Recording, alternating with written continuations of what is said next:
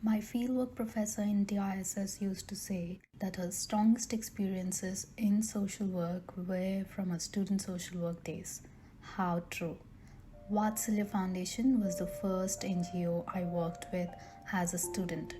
Every Monday and Tuesday, I squeezed my way through the narrow lanes of Bandra slums to reach a 10 by 10 feet, worn out room that was going to be my workplace for the year.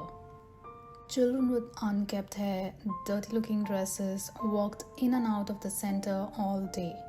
They played with the broken toys there, read some half torn books, and talked about random things with the center in charge. All I did was to stare at all those who came and went. The days felt long, slow, boring. I worried that I found nothing to learn. Evenings would come, I would walk back those narrow lanes with my mind flashing back to the days of my IT job. One day, I reluctantly went on a home visit activity. I was uncomfortable with the idea of visiting poor people's homes. I thought I would be expected to give them some money. When I entered the home, I was warmly welcomed. I was offered tea and snacks. The tiny home looked cozy and livable. That was true of every home I visited. That day, I returned from the slum feeling overwhelmed. With such little means, people had the heart to offer. I got love in return of looking down upon them. The next time I visited the center, I made two changes.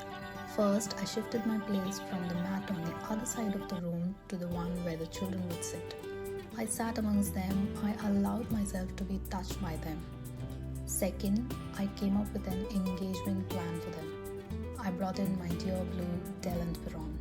All I managed to teach the kids was how to thrash a keyboard. I began to appreciate the randomness of activity in the center. As a child, I too hated to be disciplined.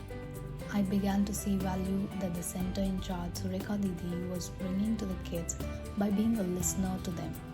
As a child, I too longed for a little chatter with my parents when they returned from work. Just as I opened my heart to this world, I witnessed the vulnerable side of it. I saw violence, illness, accidents, death. I did nothing in response.